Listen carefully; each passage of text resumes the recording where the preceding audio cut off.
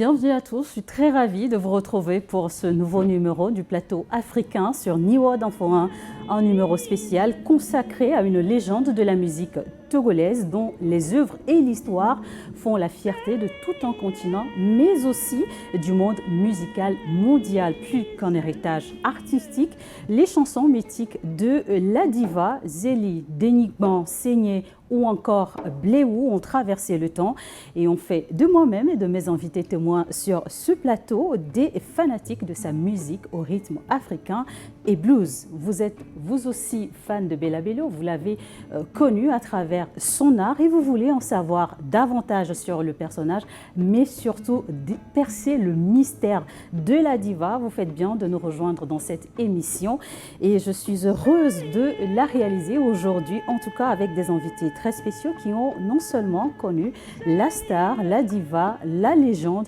mais aussi vécu une partie de son histoire. Merci à vous messieurs d'avoir accepté notre invitation sur le plateau africain. Jules, comme l'on a dit, bonjour et bienvenue. Oui, bonjour Charlotte. J'ai envie de dire que c'est vous qui avez inspiré cette émission après la sortie de votre œuvre Bella Bello, une légende africaine. Absolument, oui. Je vous en remercie. On va décortiquer tout ça dans un instant sur ce plateau. Et à côté de vous, Kojo Siriak Nosuglo, vous êtes, vous, expert de diversité culturelle. Merci d'avoir accepté notre invitation. Et bonjour aux téléspectateurs de Niwa TV. C'est vrai, la musique, c'est en tout cas un autre code que nous allons aborder sur ce plateau africain. C'est pas tous les jours qu'on prend le temps de découvrir davantage une légende telle que Bella Bello. Et en face de vous, Maître Joseph Kofigo.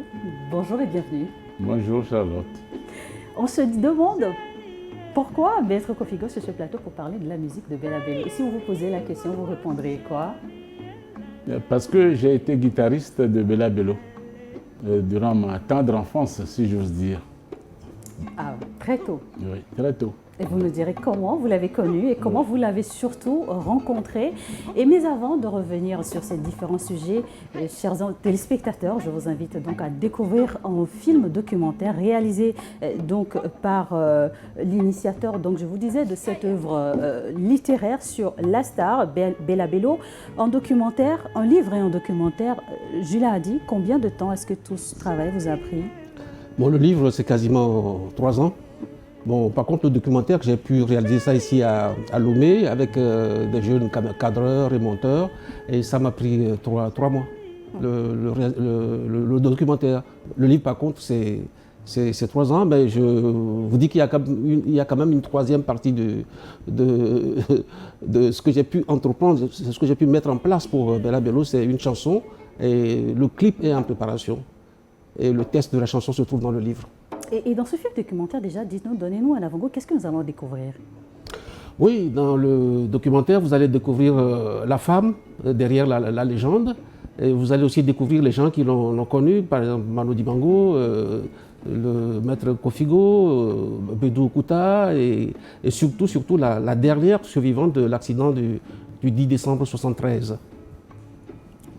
Nosuglo, vous êtes expert du domaine culturel. Quand on dit Bella Bello, qu'est-ce que cela vous inspire? Il y a beaucoup d'émotions, beaucoup de talent, beaucoup de créativité. À considérer que dans les années 70, le Togo était à ce niveau, au niveau de la musique. C'est extraordinaire tout simplement. Donc avec l'époque, sans moyens technologiques comme aujourd'hui, Bella Bello a pu faire traverser le monde, aller à l'Olympia, chanter devant de grands hommes de ce monde. C'est absolument hilarant. Et enfin, extraordinaire, quoi, j'allais dire. Et pour vous qui nous suivez dans cette émission, internautes comme téléspectateurs, nous vous invitons donc à faire ce voyage retour dans le temps pour découvrir, pour ceux qui le font pour la première fois ou sinon pour redécouvrir la légende Bella Bello dans ce film documentaire de 26 minutes.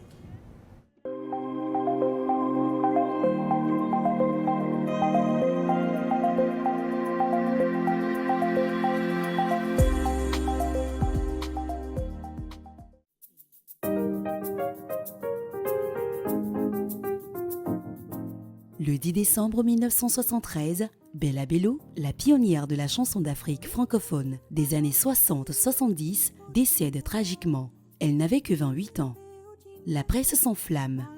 Mort accidentelle provoquée par le sabotage de sa voiture, a-t-elle été tuée par de puissantes forces occultes tapies dans l'ombre?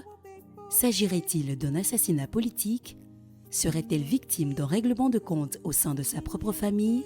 Ou alors, juste un coup du sort, son ancien manager et producteur dont elle s'était séparée professionnellement aurait-il cherché à l'éliminer? 50 ans après, la disparition de la légendaire blueswoman continue de susciter une pluie d'hommages.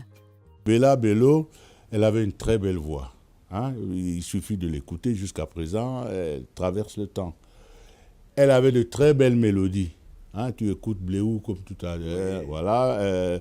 Non seulement ça, les da da da da da da da da de tous ces morceaux-là. Hein.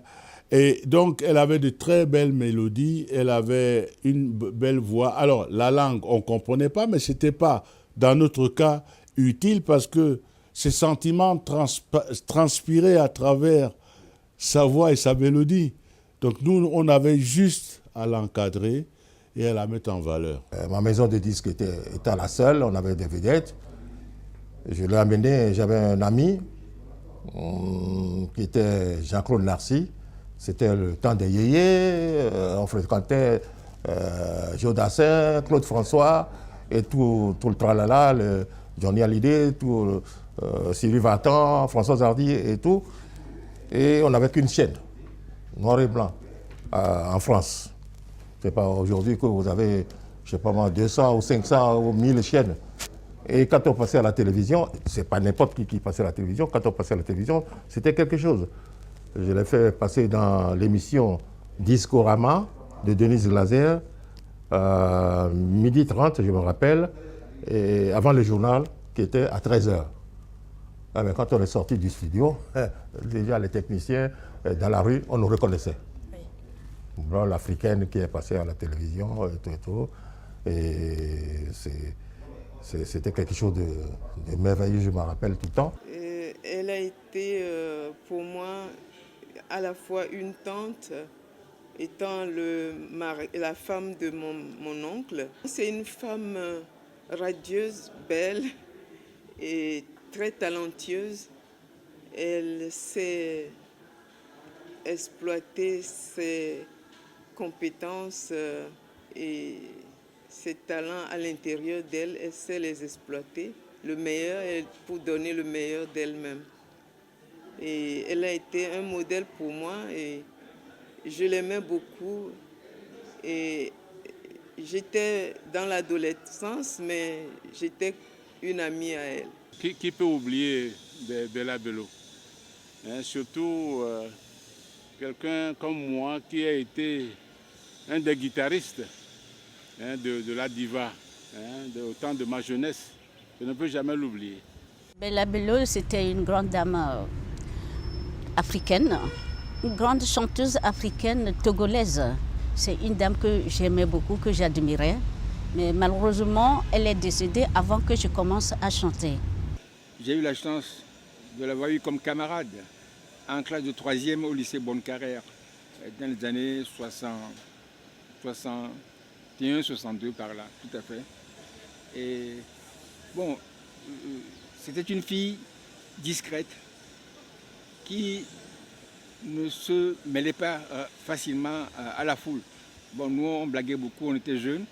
Elles étaient 3 filles dans notre classe, mais Georgette se mettait toujours à l'écart un peu. Il fallait toujours aller la chercher pour qu'elle vienne nous dire 2-3 mots. Et puis elle disparaissait tout de suite. Elle était comme dans ses rêveries. Comme Mahalia Jackson ou Myriam Makeba, Bella Bello entre dans la légende. Mais un demi-siècle après, les circonstances de la disparition de Bella Bello, icône culturelle, demeurent à bien des égards une énigme.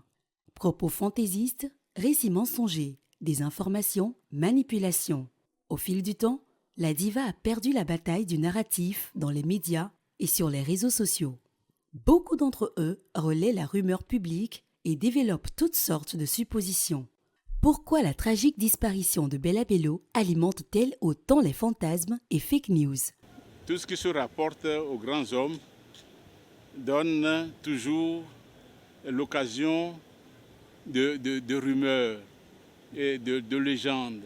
Comme Bella Bello était une diva, une grande chanteuse nationale et internationale, eh bien, sa mort a suscité beaucoup d'émoi.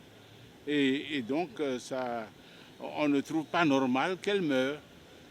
D'où ces rumeurs-là. Mais il faut réaffirmer la vérité et les rumeurs disparaissent d'elles-mêmes. J'ai entendu dire qu'elle est décédée en compagnie de son chauffeur et de sa bonne. Et ça m'a fait sourire tout simplement parce que je sais que c'est faux, puisque moi, je suis sa fille en quelque sorte, puisque son mari, c'est mon oncle. Et on était tout le temps ensemble avec mes parents. Donc, j'étais en vacances et elle voulait que je sois tout le temps avec elle. Donc, j'étais avec elle. La bonne était restée à la maison. Quand nous, on a voyagé, nous, on est partis. Donc, la bonne était à la maison. Et donc, moi, j'étais élève. Et après, j'ai eu mon bac. J'ai eu mon doctorat, je suis devenue chirurgien dentiste. En tant que bonne, je ne serais jamais devenue chirurgien dentiste. Voilà, en gros, un des fake news dont il est question. Bon, les gens pensent ce qu'ils veulent. Comment démêler le vrai du faux quand tant de choses ont déjà été dites, écrites ou montrées? Comment répondre à la multitude de questions encore non élucidées? Comment concevoir un schéma narratif et élaborer un storytelling qui aiderait à construire une histoire authentique, fidèle à sa vie, à sa carrière et à son héritage? C'était comme ma fille, ma femme et moi, on l'avait adoptée, grosso modo, quoi. Mais quand Armstrong chantait, j'étais bien. Quand il jouait la trompette, ok, mais quand il chantait, je ne comprenais pas ce qu'il racontait. Mais les vibrations humaines passaient. Tel était le cas pour Bella Bello. Bella Bello, elle avait une très belle voix. Hein? Il suffit de l'écouter jusqu'à présent, elle traverse le temps. Qui est Bella Bello pour moi? C'est une partie, c'est tout un pan de ma vie. Et je vais vous donner un titre d'une dame qui déjà à l'époque nous avait interpellés. Elle chantait ex-fan des 60s. Parce que pour moi, les 60s a été quelque chose de très important dans ma vie, les années 60, mai 68 et tout le reste. 60s, parce qu'il y avait eu la Coupe du Monde gagnée par l'Angleterre déjà, et il y avait eu aussi le premier festival mondial de l'art nègre. C'était à Dakar, et je pense que c'est même à partir de ce temps-là que le talent de cette dame s'est avéré. Alors pour moi, c'est une très grande diva. Je dirais Lady Sing the Blues. Quoi que les gens essayaient même de l'imiter, on n'arrivait pas à trouver cette finesse de voix qu'elle avait. Et elle était elle-même. Bella Bello, c'est très particulier.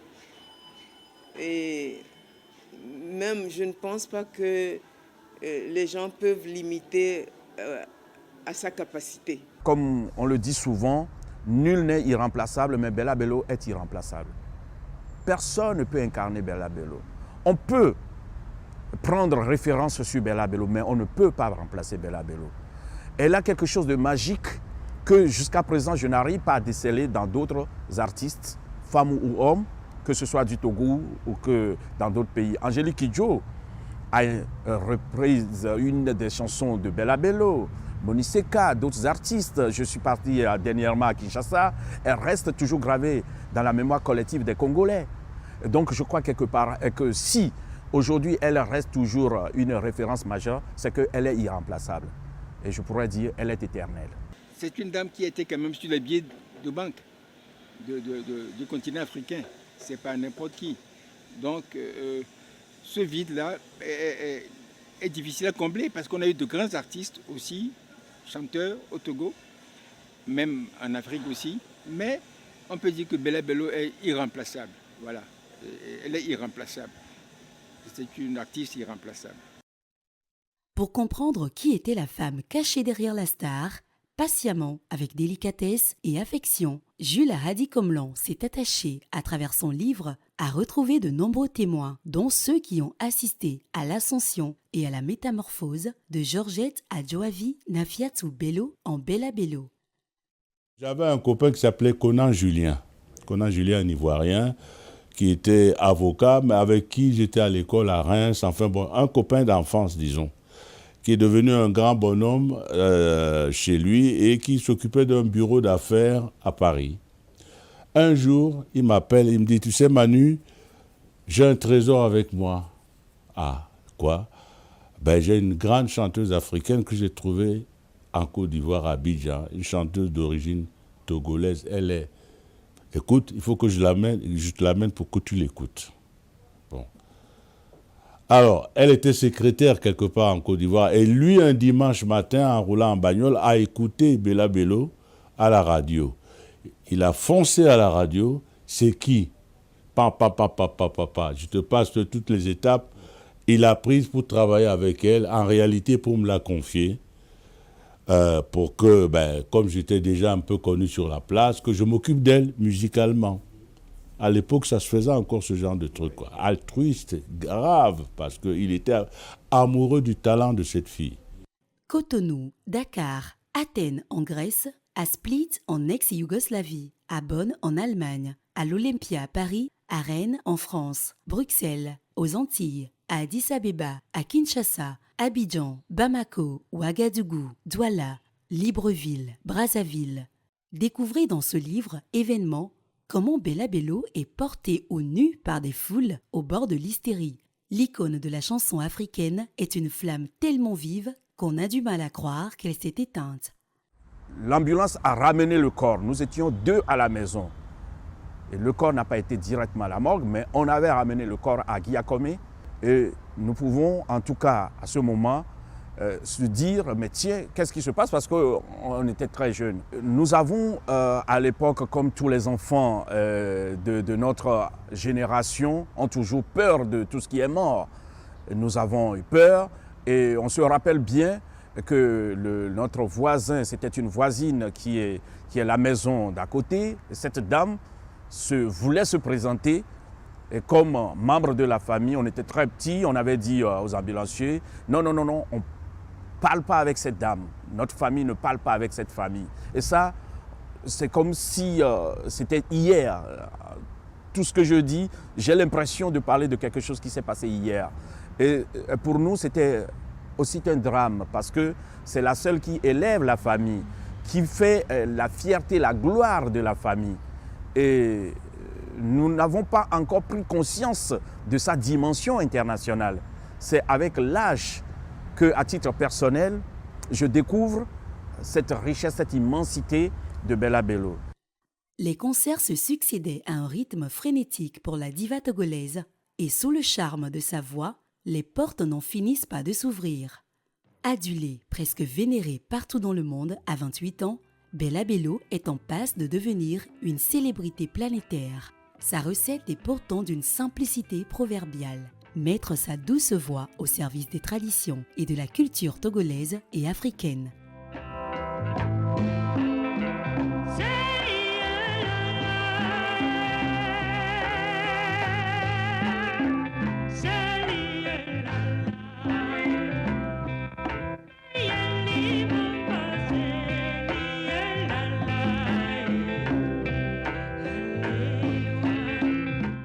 Dans cet ouvrage, fruit de 3 années d'enquête journalistique, de collecte de souvenirs, de témoignages, aussi bien auprès de sa famille, des artistes, des journalistes, des producteurs d'œuvres musicales que des amis de la diva, vous découvrirez des images et des photos inédites de la star, des extraits de journal intime, d'articles de presse de l'époque, de documents privés. Jules Hardy-Comlan a tenté de vous entraîner dans un voyage au cœur de l'âge d'or de la chanson africaine et de toutes les périodes artistiques de l'icône, une des plus grandes voix qui ont honoré la terre de leur présence. Elle reste pour moi la belle voix que j'ai connue, l'amour que j'ai vécu. elle reste vraiment la compétence pour moi. Tous les Africains, que ce soit de l'Ouest ou de l'Est, ont eu le bonheur d'avoir le billet de 10 000 où il y avait son effigie. Vous comprenez?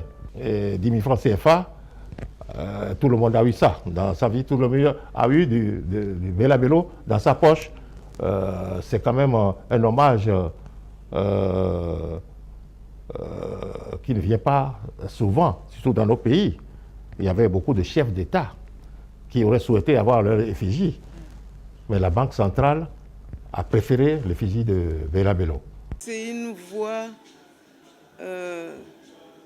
vraiment divine, je peux dire c'est une voix divine. Et vu qu'elle est du genre perfectionniste et qu'elle veut donner le meilleur d'elle, sa voix a porté au-delà même de son pays. Et c'est une voix internationale. Étant connue de partout, étant appréciée, c'est surtout qu'elle était appréciée. Sa voix était vraiment appréciée, portée très loin. Et donc, c'est difficile d'oublier quelque chose qu'on a aimé. Partout où elle passait, elle semait la joie par sa belle voix. Elle donnait des chants qui égayaient tout le monde, qui faisaient la joie de tout le monde. Entre ombre et lumière, Jules Haradi-Komlan revient aussi dans son ouvrage sur le mariage de la blueswoman d'Afrique et sur la naissance de Nadia, sa fille unique. Je suis Nadia Jamier, épouse Aboudjan. Je suis la fille de Bella Bello. Au début, je me rendais pas vraiment compte. Comme mon père était présent, ma grand-mère maternelle, j'ai été très très entourée. Donc je l'ai su en fait à l'école primaire quand j'avais 7 ans, par des élèves qui me disaient que ma mère était décédée. Je n'y croyais pas et je l'ai appris comme ça. C'est vrai que on a toujours un regret et j'aurais aimé la connaître, hein. Surtout à cet âge, à mon âge, 41 ans. J'avais 1 an quand elle est partie. C'est une mère, je pense que... Une mère, je ne sais pas comment vous dire, mais c'est quelque chose qui vous manque tout le temps. Ce livre éclaire dans Jour Nouveau la collaboration de Bella Bello avec Gérard Acquesson, celui par qui sa musique échappe aux catégories. J'avais organisé une tournée en Afrique de l'Ouest en tant que chanteur avec mon groupe. Et c'est à cette occasion que je suis allé rendre visite à mon parent, parce que c'est mon oncle, M. Paul Haï. Et de notre discussion, il me parle d'une chanteuse qu'il aurait souhaité que je puisse la voir. Et bon, elle était disponible. Il a fait venir. Et c'est ainsi que nous nous sommes rencontrés, Bella Bello. Quand le professeur Haï a demandé qu'on aille chercher Bella Bello, Georgette Bello, elle est arrivée toute timide. Et moi, le professeur m'a dit, bon voilà, c'est Georgette, il faut l'écouter. Il a dit à la jeune fille que j'avais devant moi, essayez de me chanter quelque chose. Oui. Alors, elle a fait « C'est lié, c'est lié ». J'ai dit « Stop ». J'ai dit « Mais mon oncle, ça vaut de l'or ». Et voilà, c'est comme ça. C'est ça, assez. Vous y découvrirez comment Bella Bello a forgé sa légende planétaire en moins d'une décennie et comment elle a été adoptée par Manu Dibango, figure d'une époque exceptionnelle dans l'histoire de la musique africaine, dont nous gardons tous la nostalgie. À l'époque, nous jouions dans un club privé aux Champs-Élysées et au départ, les gens venaient pour Manu, parce que moi je jouais avec Nino, j'étais donc l'organiste de Nino Ferrer. Bon, j'avais une petite réputation avant Sol Makossa, quoi. Mais quand les gens avaient écouté cette dame, cette fille pour moi, ma fille, ils ne revenaient plus forcément pour Manu. La fille qui chante là, c'est quoi? Elle était généreuse, elle avait un sourire. Qu'est-ce qu'il y avait derrière le sourire, on ne sait pas. Mais dès que Bella Bello souriait, tout le monde est bon. En plus, le bon Dieu lui avait donné le don de la beauté. Mais pas la beauté un peu bling-bling, comme on dirait, hein, une noblesse. Je veux dire, c'est une femme avec qui il y a la femme, mais il y a la personne. Tu étais ravi de parler à la personne. Forcément, il y avait la femme en elle. Mais il y avait tout ça combiné. Et finalement, le bon Dieu peut-être nous a donné un tout petit peu d'aperçu d'elle parce qu'elle est quand même partie un peu trop tôt, quoi. C'est donc un devoir pour nous autres vivants de prouver à la face du monde que le Togo, à un moment donné de son histoire, a couvé en son sein une valeur, une perle de la chanson africaine, une perle dont l'originalité du timbre vocal demeure jusqu'à nos jours un mystère.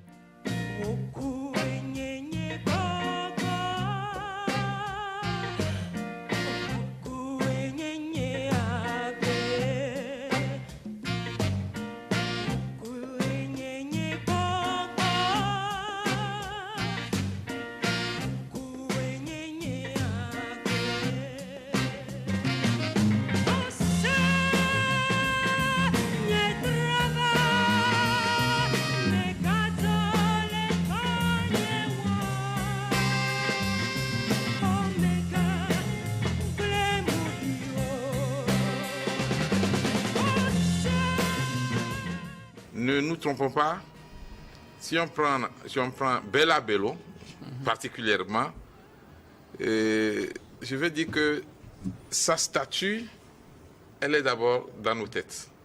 Ah oui? Elle est immortelle, elle est là, dans nos mémoires. Effectivement, on aurait souhaité qu'il y ait, ne serait-ce qu'un portrait, un portrait un peu géant, de Bella Bello à une place bien donnée, ou encore qu'une rue prenne son nom comme l'a rêvé un artiste il y a de cela 27 ans, ou encore effectivement qu'une école artistique prenne son nom, une école de musique créée par l'État par exemple prenne le nom de Bella Bello. Pourquoi ne pas prendre dans une commune une place dédiée à Bella Bello, comme ce qui a été fait par exemple à l'université de Lomé, où on a quand même une scène qui porte son nom, Bella Bello. Elle mérite d'être honorée, au-delà même d'une statue. Il faut enseigner Bella Bello dans les écoles. Parce que vous ne pouvez imaginer à l'époque comment elle a su travailler sa voix. Dans les années, je crois qu'elle est née dans les années 45, ou tout ça là, dans les années 45, comment elle a su travailler sa voix. Dans quel studio, comment ça s'est passé. Il faut enseigner l'histoire là à la génération actuelle. C'est capable, c'est possible qu'on puisse devenir une étoile. D'où qu'on est né. Elle est née à Théviers. Oui. Elle n'est pas née forcément à la capitale. Donc on peut naître à Chancy, on peut naître à Gboto, on peut naître partout. Mais on peut être star. Quand on dit Bella Bello, on dit à Togo. Quand tu dis Togo, on dit immédiatement on te dit Bella Bello. C'est-à-dire c'est ça qui reste dans les esprits, presque dans le monde entier.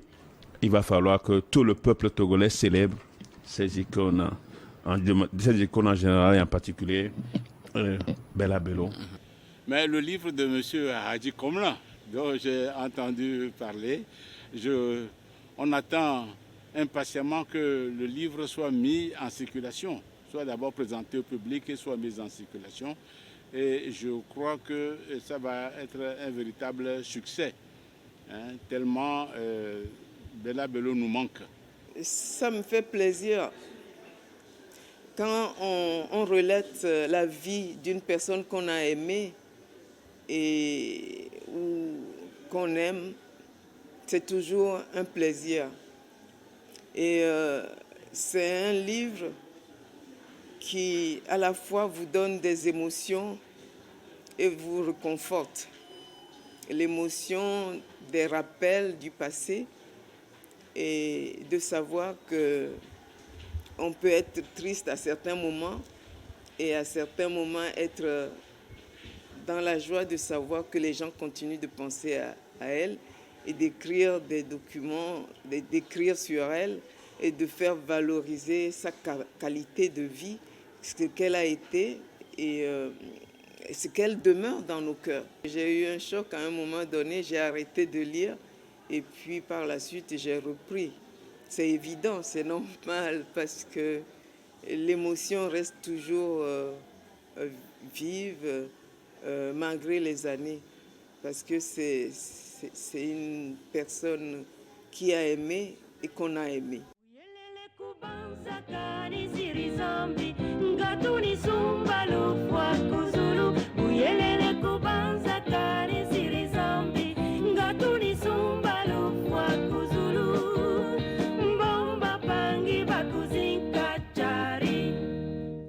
Bella Bello, dans un élan collectif, nous sommes venus te rendre hommage et corriger notre trop grande indécision. Chacun de nous aujourd'hui veut ajouter à ton talent et à ta beauté son amour pour te glorifier. Car tu es notre Bella Bello, l'unique, l'immuable, qu'aucune reconstruction ne peut remplacer. Si vous venez de nous rejoindre sur Niwa d'Info, vous êtes dans l'émission Le Plateau Africain, un numéro spécial aujourd'hui consacré à la légende de la musique africaine, Bella Bello. Et donc pour revisiter l'histoire, le parcours de cette légende sur ce plateau, j'y suis avec Jules Komlan Ahadi, journaliste, écrivain et réalisateur, auteur de cette œuvre littéraire consacré à Bella Bello. Également avec nous, Kodjo Syriac Nsuglo, expert en diversité culturelle, ainsi et maître Joseph Kofigo, ancien Premier ministre du Togo, écrivain et poète. Je me tourne tout de suite vers vous, Syriac Nsuglo. Quelles sont vos impressions après avoir donc visualisé ce film documentaire consacré à Bella Bello? Bon, il faut dire les images parlent d'elles-mêmes et rendent témoignage de ce que Bella Bello a été. Donc, bon, des gens peuvent se dire, le livre raconte des bobards, mais une fois qu'on a eu des témoignages par ce documentaire, on est définitivement convaincu. De toutes les façons, Bella Bello s'est imposée, malgré le fait qu'elle nous a quittés assez tôt. Elle s'est imposée depuis des années. Toutes les générations la connaissent. Donc le livre et le documentaire sont des témoignages qui nous permettent de perpétuer la mémoire de cette diva immortelle. Un témoignage vivant que nous garderons longtemps. Maître Kofigo, vous l'avez rencontré. Déjà, dans ce film documentaire, est-ce que vous aviez pu reconnaître votre ami Daton? Racontez-nous déjà comment est-ce que vous l'avez rencontré. C'était au lycée Bonne Carrière, puis au lycée de Tocoin. Vous savez que le lycée de Tocoin a pris la succession du lycée Bonne Carrière. C'est là où j'ai fait mes études secondaires. Nous étions là, au lycée, et nous étions, pour le côté culturel, sous le parrainage justement de M. Paul Haï, dont on a parlé dans le documentaire, le professeur Paul Haï, professeur d'art plastique et de dessin. C'était notre parrain pour toutes les activités culturelles et nous avons créé un orchestre que nous avions baptisé les Sans-Culottes à l'époque. Et nous jouions dans le cadre de cet orchestre lorsque Bella Bello nous a été présentée par le professeur Paul Haï en disant écoutez, vous avez une chanteuse, elle peut, il faut que vous l'accompagniez. Et évidemment, dès qu'elle a ouvert la voix, tout le monde, tous les jeunes, les garçons que nous étions, tout le monde était tombé sous son charme. Et évidemment, ça nous a aidé à redoubler d'ardeur pour mieux apprendre à jouer et mieux apprendre à l'accompagner. Et puis, quand moi j'ai eu mon baccalauréat, je suis parti à Abidjan pour faire des études de droit. J'étais sur le campus universitaire d'Abidjan et un jour, on me dit que Bella Bello me cherche. J'en étais tout étonné parce que je ne savais pas qu'elle était à Abidjan. Et elle avait donné ses coordonnées, elle était dans elle faisait des études de secrétariat. Et je suis allé la voir et elle m'a dit, ah, Joseph, on m'a invité à me produire à la télévision ivoirienne un certain Ben Johnson.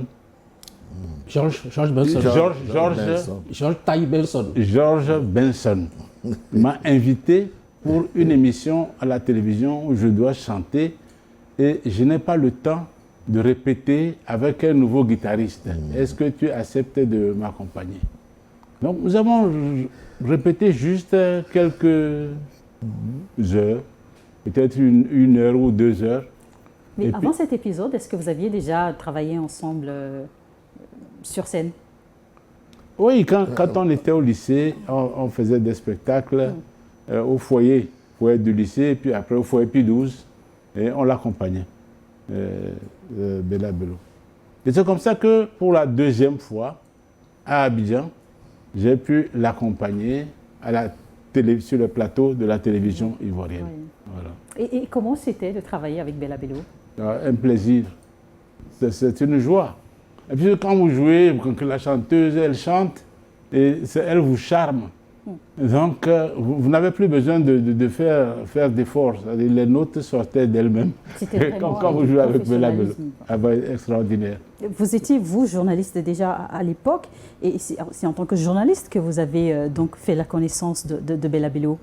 Ben non, pas en tant que journaliste. J'ai été recruté à la radio en 1974, un an juste après sa disparition. Mais toute ma carrière c'est conçue autour de Bella Bello. Pour moi, il n'y a que elle. Même le concours pour entrer, pour être recruté à la radio et à la télé, c'est pour travailler avec Bella Bello. Je préparais ce concours. Et c'est durant la préparation que j'ai appris sa disparition. Donc je ne l'ai pas connue en tant que journaliste, mais je l'ai connue en tant que lycéen. Fan, lycéen, d'assister à tous ces spectacles. On allait chez elle à la maison, on a surnommé son père Ojukwu. Vous ne connaissez pas Ojukwu? Non. Odumeku Ojukwu, c'est un tyran sanguinaire de l'ex-Biafra. Et son père était tellement... il était protecteur. Ça protecteur de sa fille et de ses enfants aussi. Et puis on l'a affublé d'un surnom méchant, Ojukwu. Et quand on va là, on regarde, Ojukwu. Et puis si Ojukwu n'est pas là, bon, on rentre. Mais si Ojukwu est là, ben, on prend la clé des champs, quoi, parce que le père était très, très protecteur. Et en tant que journaliste, donc vous avez tout de même travaillé sur le personnage, ses œuvres. Aujourd'hui, des décennies plus tard, quand on parle de Bella Bello, quelles émotions vous animent?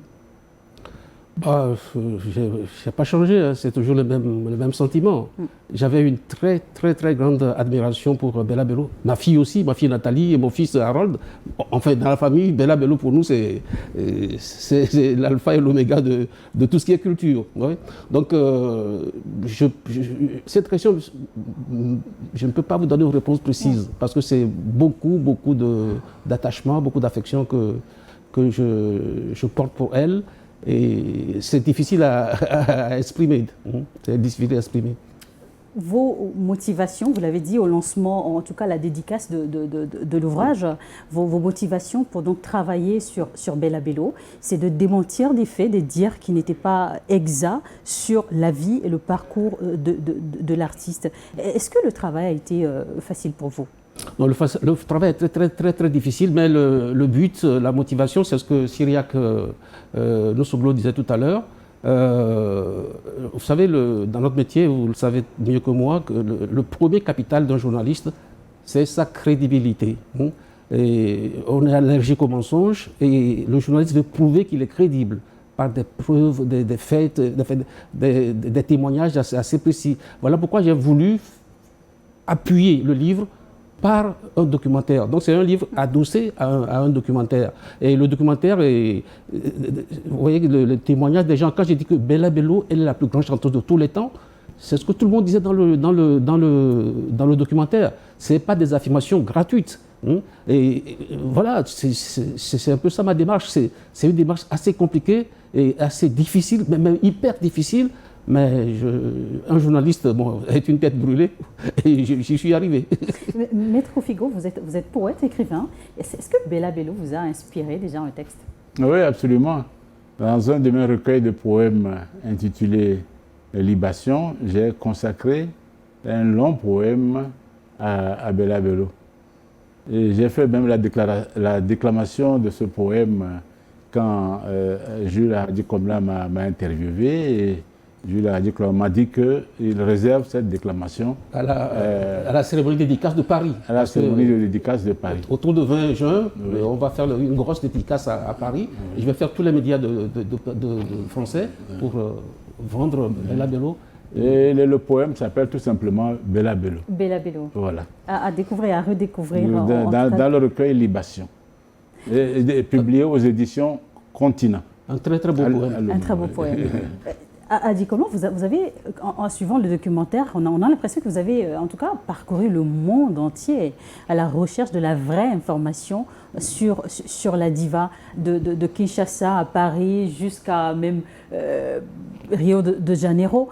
Mais comment déjà est-ce que vous arriviez à rentrer en contact avec toutes ces personnes? Oui, c'est le travail du journaliste, c'est beaucoup de recherche. Une vraie investigation.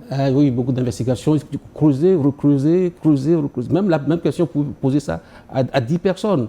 Et même vous pouvez revenir, reposer la même question à la même personne pour voir si elle dit la même chose. Donc, et puis, il y a aussi la documentation. La documentation, j'ai beaucoup travaillé avec la documentation. Bon, elle n'est malheureusement pas bonne. 80% de ce qui est écrit sur Bella Bello est faux. Donc, il fallait maintenant chercher les sources, creuser, recreuser, croiser les sources. C'est un travail fastidieux. Bon, ben, pour Bella Bello, aucun sacrifice n'est trop grand, comme on dit dans le temps. Ça se dit toujours aujourd'hui. Merci, maître. Pour résumer, on peut dire l'artiste ne meurt jamais, comme on le dit très souvent. Et Bella Bello, c'est la preuve vivante que vraiment, un vrai artiste ne meurt jamais. Ah ben absolument.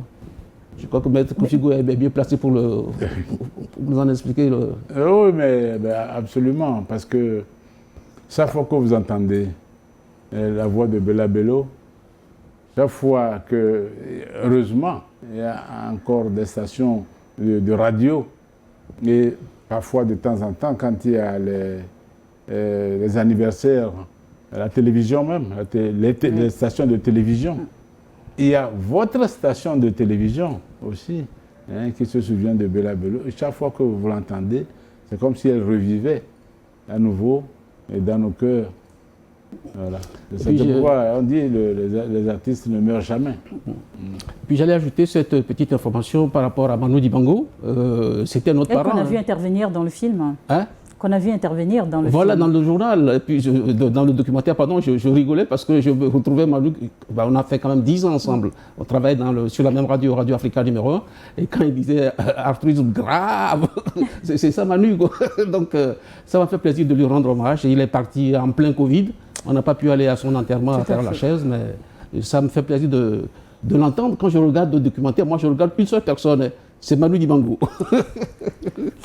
Pardonnez-moi. Merci beaucoup. Donc vous nous suivez dans le plateau africain. On va marquer une pause pour une deuxième partie de cette émission consacrée à Bella Bello.